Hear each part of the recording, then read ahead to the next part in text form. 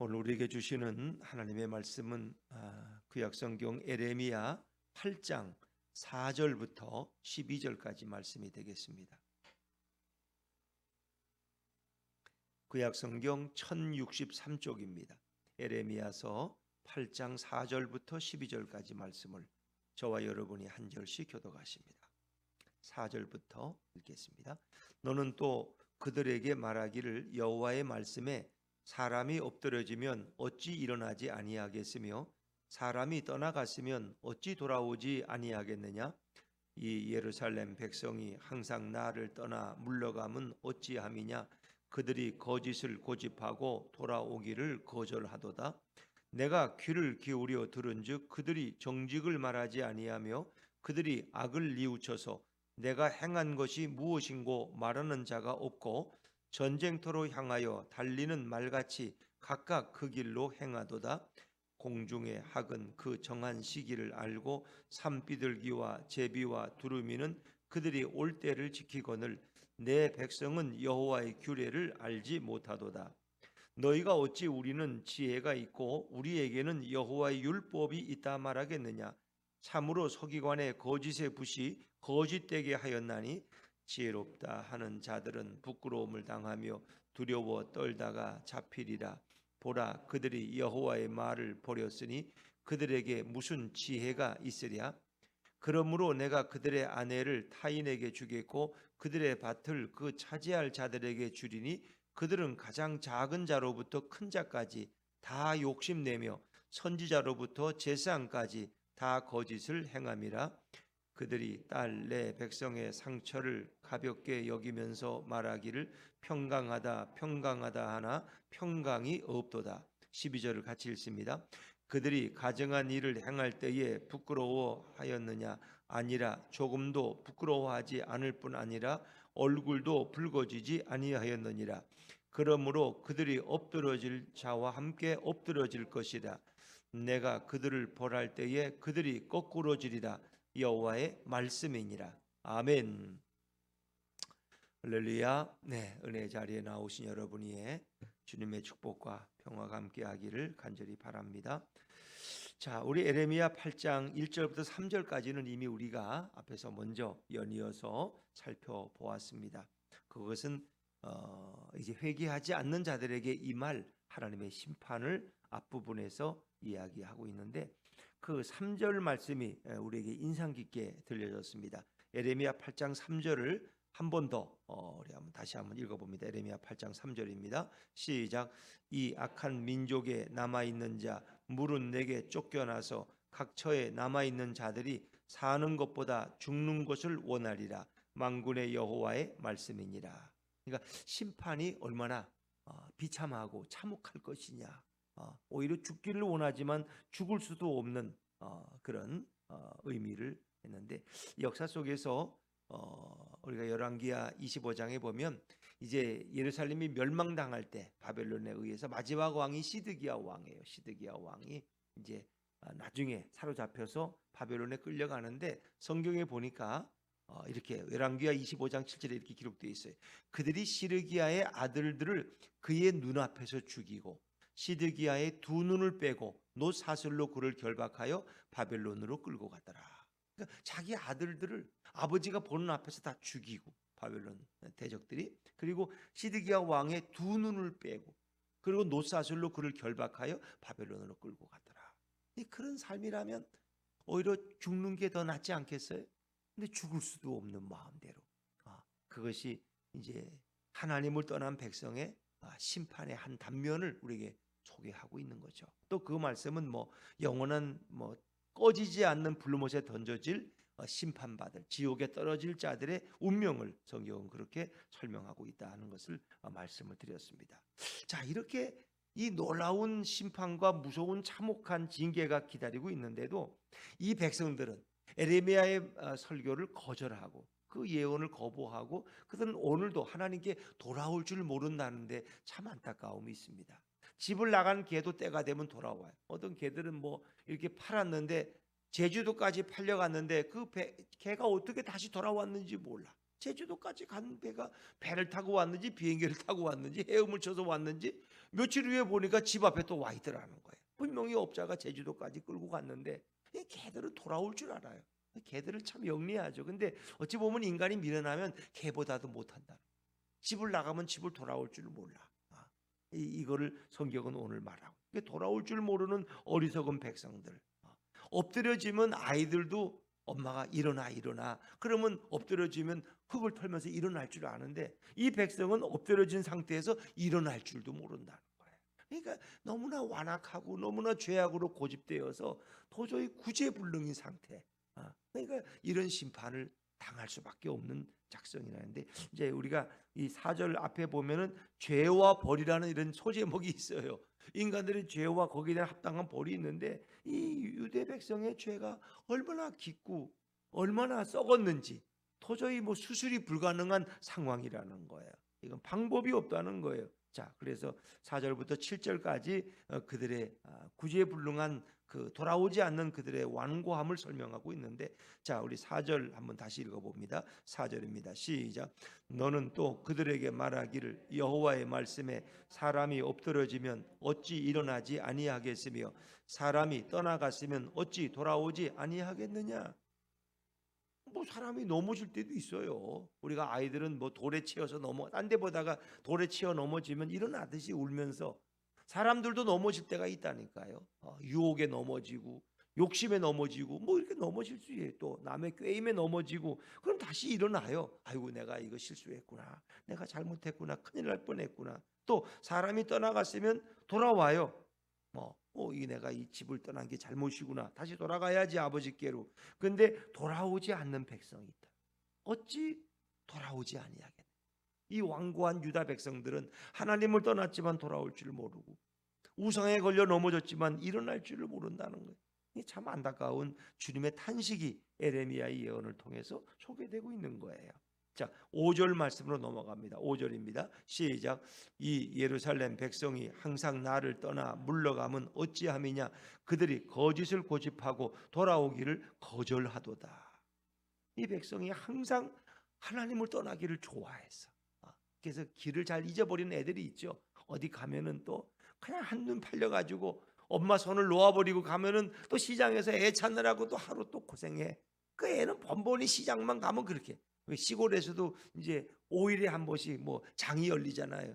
그러면 그렇게 아이가 어디 뭐 신기한 것만 보면 쫓아간단 말이에요.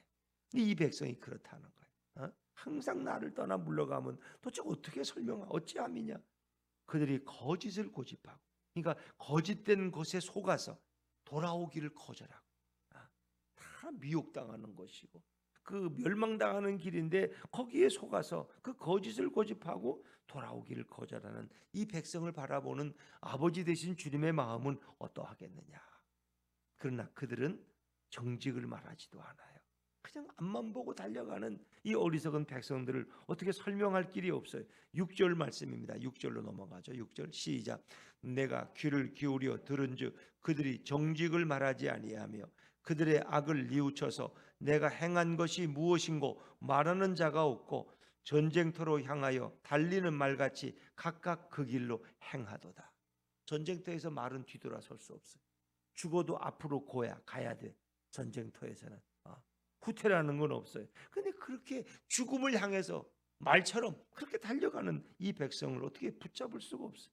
근데 그들의 입에는 정직을 말하지 않아. 늘 거짓을 말해. 위선을 말해. 그들의 악을 뉘우쳐서 내가 살아온 삶을 보니까 너무 잘못 살아왔구나. 그래서 그걸 뉘우치고 회개하고, 도대체 내가 이거 행동한 게 이게 하나님 앞에 얼마나 죄악된 거야 라고 이렇게 깨닫고 말하는 자도 없어. 그냥 그 죄악된 길을 향해서, 우상 숭배를 향해서, 멸망의 길을 향해서 오늘도 말처럼 달려가고 있다. 돌아설 줄 모르는, 뒤돌아보지 않는 이 백성들, 그들은 오히려 조류, 세상의 짐승보다도 못하다는 거예요. 자, 집 나간 소는 돌아올 줄 아는데 이 백성은 돌아올 줄 몰라. 그래서 그것을 조류들과 비교하고 있어요. 자, 7절 말씀으로 7절입니다. 시작. 공중의 학은 그 정한 시기를 알고 산비둘기와 제비와 두루미는 그들이 올 때를 지키거늘 내 백성은 여호와의 규례를 알지 못하도다.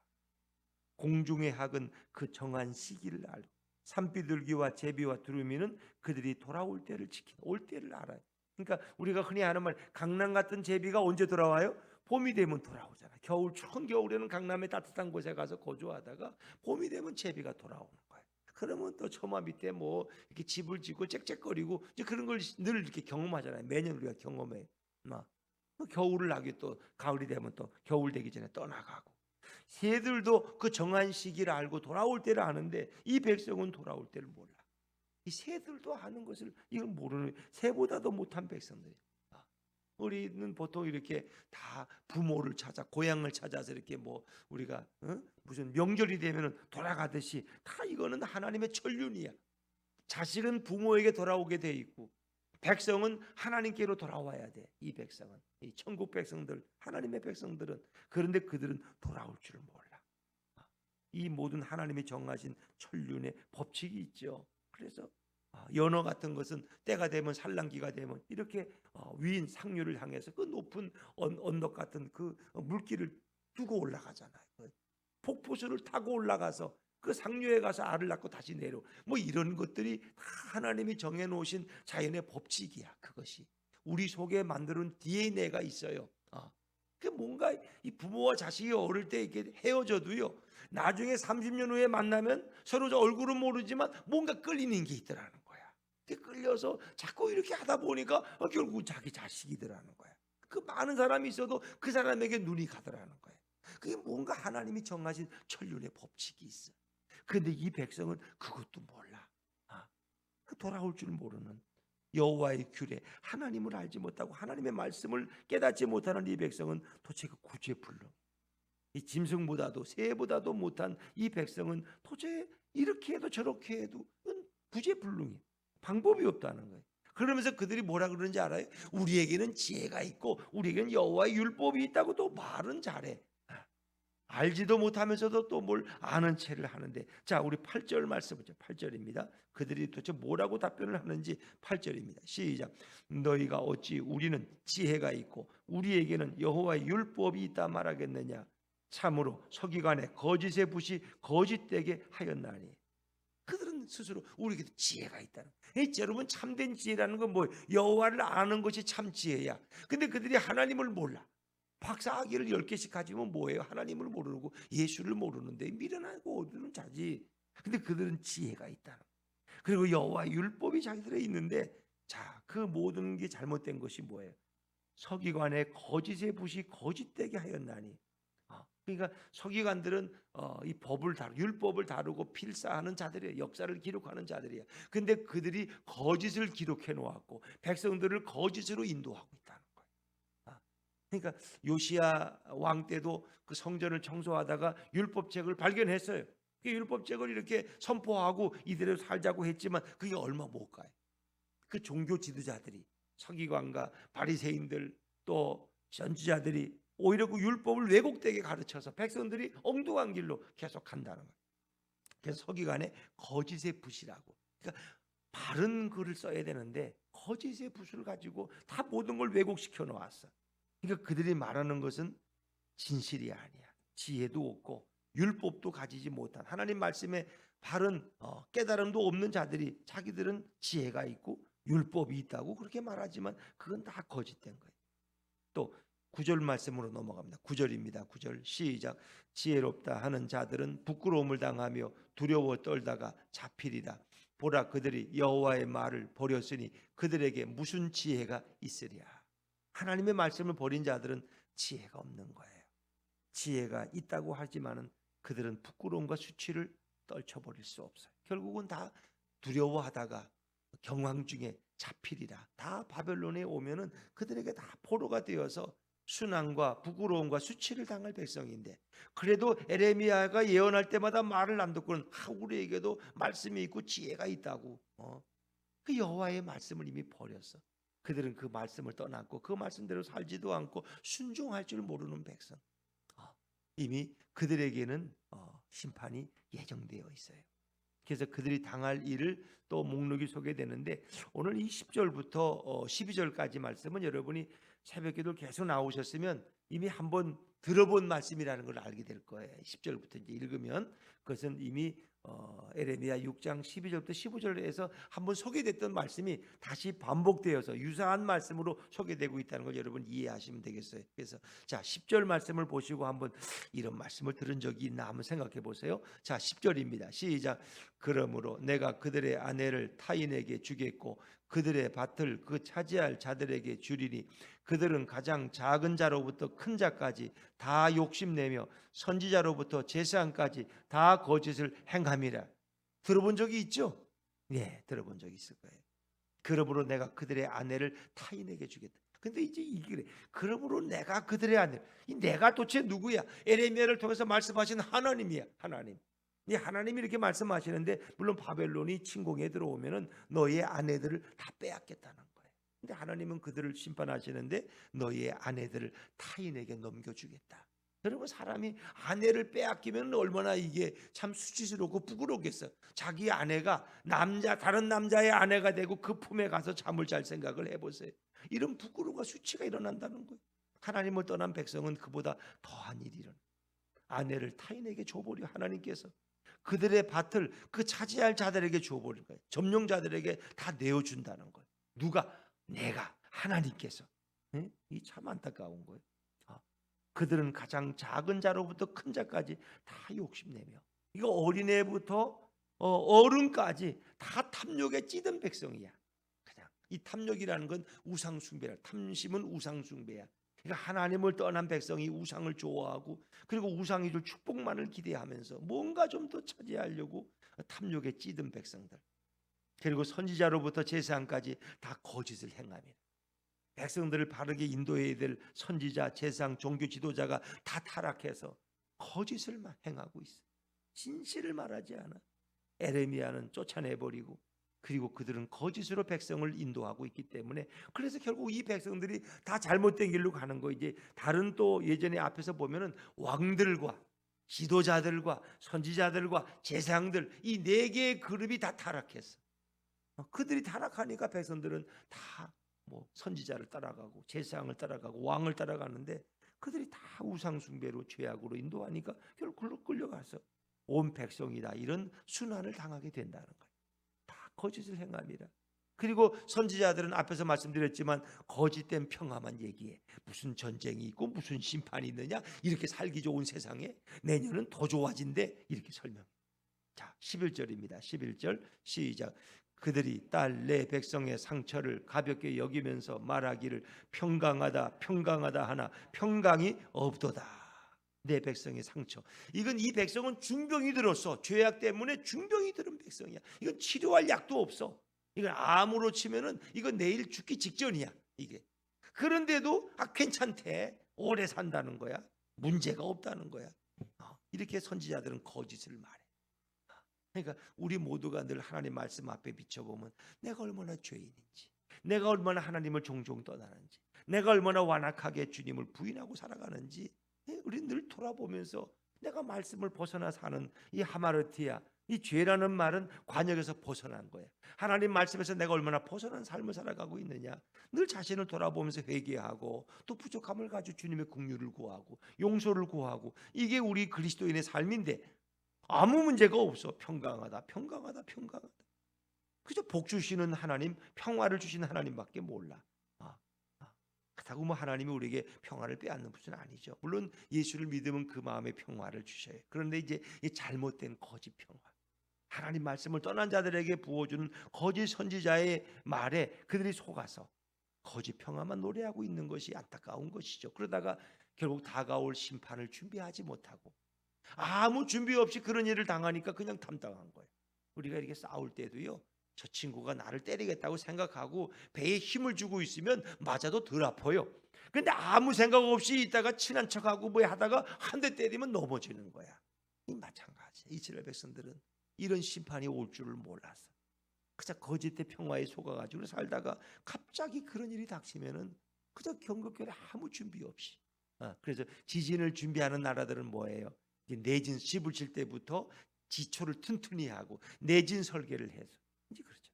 그런 정도의 지진이 오면 터키에서는 감당할 수 없겠지만 일본에서는 그런 정도 지진이 와도 별로 큰 피해가 없더라는 거. 왜? 이 모든 집을 질 때 일본은 워낙 지진이 많으니까 다 내진 설계를 내서 건축비가 2배를 들더라도 튼튼하게 지진에 견딜 수 있게. 그래서 일본은 지진이 자주 나지만 그 피해가 적은 거예요. 집이 무너지고 이런 일은 뭐 어쩌다 있지. 웬만하면 흔들려서 그저 이렇게 뭐가 떨어질 정도지. 그런데 터키는 거기에 감당 준비가 안 돼 있으니까. 여러분 우리들도 이런 다가올 심판을 안다면 우리 마음 자세가 달라지지 않겠습니까? 더 하나님 앞에 겸손하고 더 열심을 가지고 깨어 기도하는데 그런 걸 모르면은 그냥 오늘이 영원히 지속될 거라고 생각하다가는 너무 황당한 회개할 시간이 없는 거예요. 회개할 시간이. 그래서 우리는 늘 하나님 앞에서 내가 언제 하나님이 내 영혼을 데려가 내 생명을 걷어가더라도 나는 부끄러움 없이 살아야지 이런 마음으로 사는 사람과 그저 내일을 모르고 오늘 그저 매일 좋다고 살아가는 사람과는 다르다는 거죠.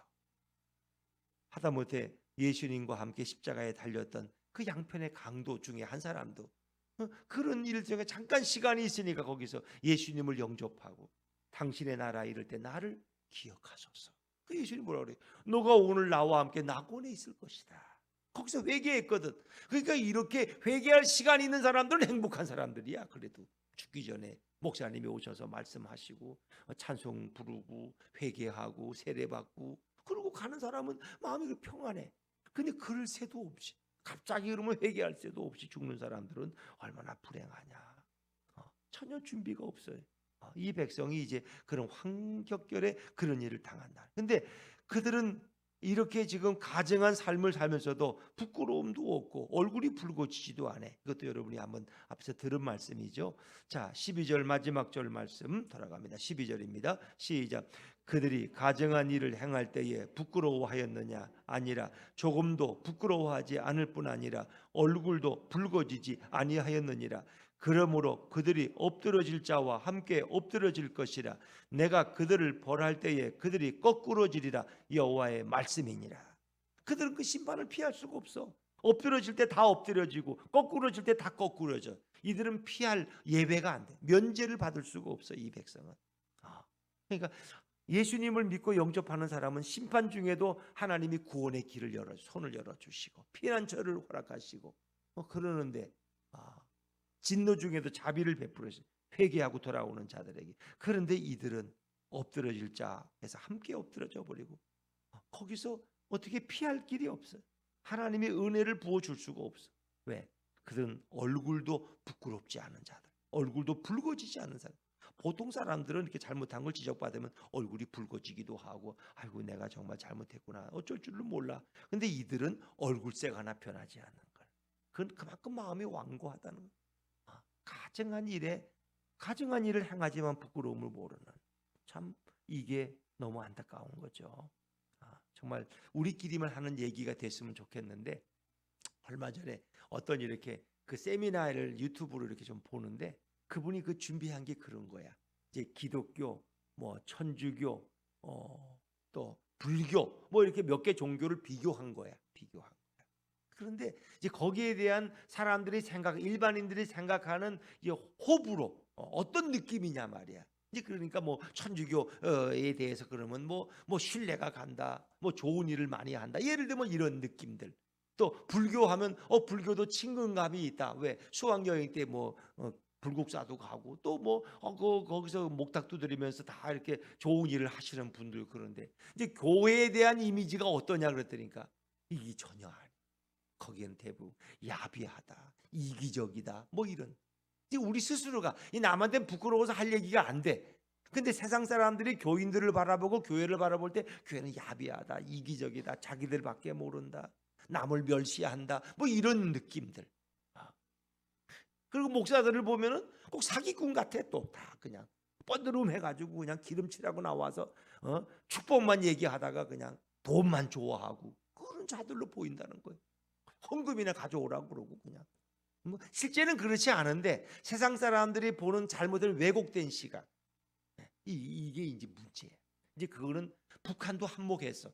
북한에 3천 명의 이 컴퓨터 요원들이 앉아가지고 기독교를 계속 왜곡하고 있는 거예요.